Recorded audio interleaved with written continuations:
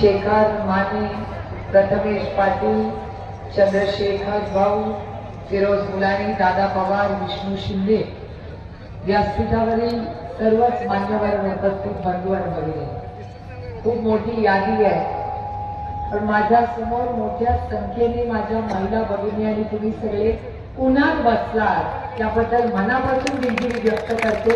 आणि मी फार वेळ भाषण करणार नाही, कारण या गोष्टीची मला जाणीव आहे की ऊन वाढत चाललंय आणि माझी अजिबात इच्छा नाही आहे की तुमच्या आयुष्यात ऊन असावं. आपला अनिल भाऊ हा सावली म्हणून तुमच्या बरोबर उभा राहणार आहे आणि ही प्रेमाची सावली, विश्वासाची सावली, आधाराची सावली देण्यासाठी आज त्यांच्यासाठी मी मत मागण्यासाठी इथे आलेले. आज अनिल भाऊ यांचा नंबर आहे 5 नंबर.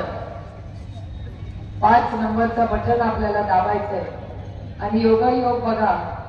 अनिल भाऊंचं चिन्ह काय तर तुतारी वाजवणारा माणूस.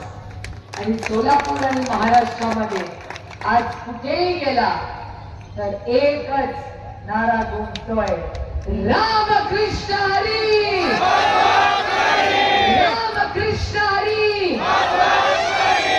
आमच्या महिला भगिनी पण तुतारी वाजवा म्हणतात. ती माझी भगिनी तिथे उभी आहे, बसली आहे, साडी नेसून, काळा ब्लाउज घालून, डोळ्यावर पडत तूच ती जोरात म्हणते की रामकृष्ण हरी वाजवा तुतारी. मला सोलापूर जिल्ह्यामध्ये आपल्या मंगळवेढ्यात आल्यावर एक तर सोलापूरची माझी ओढ फार जास्त आहे. याचं कारण असं, आदरणीय पवार साहेबांचा जन्म जिल्ह्यात झालेला, पण जेवढं प्रेम संपूर्ण महाराष्ट्राने आदरणीय पवार साहेबांना दिलं त्याच्या बरोबरीने किंवा गुंजभर जास्त सोलापूरकरांनी साथ आणि प्रेम आदरणीय पवार साहेबांना दिलं. तुम्ही आयुष्यभर हे प्रेमाची नाती. हे नातं कुठलं पदाचं मताचं कशाचं नाही, प्रेमाचं नातं आहे. आणि सोलापूर जिल्ह्यामध्ये मी एक आठवण नवीन पिढीला सांगते की या देशामध्ये महाराष्ट्रात सगळ्यात युवा मुख्यमंत्री कोण झाले तर ते आदरणीय पवार साहेब तुमच्या सगळ्यांच्या आशीर्वादाने झाले. आणि तेव्हा ते मुख्यमंत्री व्हायच्या आधी सोलापूरचे पालकमंत्री होते.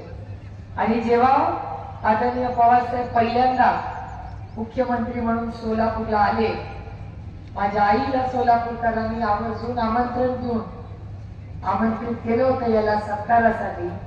मला आश्चर्य वाटेल, पण गुलाबाच्या पाकळ्या रस्त्यावर टाकल्या होत्या, त्याच्यावरून पवार साहेबांची जीप गेली होती. हे सोलापूरकरांचं आदरणीय पवार साहेबांवरचं प्रेम. आणि सगळ्यात जास्त मला जिव्हाळ्याची गोष्ट म्हणजे ज्या पांडुरंगावर माझा प्रचंड विश्वास आहे त्या पांडुरंगाला तुम्ही इथे पंढरपूरला आणि हा एकच देव या जगामध्ये आहे. हा एकच देव असा जगामध्ये आहे जो म्हणतो माझ्याकडे दर्शनाला नाही आला तरी चालेल, तुम्ही चांगलं काम करा, मी तुम्हाला दर्शन द्यायला येईल. हा माझा पांडुरंगा माझा मित्र आहे. ही संतांची भूमी आहे, ही संस्कारांची भूमी आहे. त्याच्यामुळे आज मंगळवेढ्यामध्ये येताना मला मनापासून आनंद वाटतोय. आणि ज्या अनिल भाऊसाठी मी मत मागते त्याच्याबद्दल मला अभिमान आहे, कारण एक नवीन चेहरा, पारदर्शक कारभार आणि अतिशय उत्तम आजपर्यंत ज्यांनी काम केलं पारदर्शकपणे केलं आणि अतिशय स्वच्छ काम त्यांनी असं केलं, अशा भावासाठी मत मागायला काय अडचण येत नाही. कारण का एक सांगते, मला माहिती आहे तुम्ही किती अस्वस्थ मनातून आहात. एक तुम्हाला अनिल भाऊ सांगते कि सत्य ये परेशान हो सकता है लेकिन पराजित नहीं हो. तर माझा विश्वास आहे की ही मंगळवेढ्याची आणि आम्हालाची मायबाप जनता ही तुम्हालाच पसंत करते. बऱ्याच गोष्टी आहेत ते विचार करत होते, तुमचं बटन किती नंबरला आहे? योगायोग बघा, माझ्या पांडुरंगाची इच्छा बघा. मतदारसंघाचं नाव काय? पंढरपूर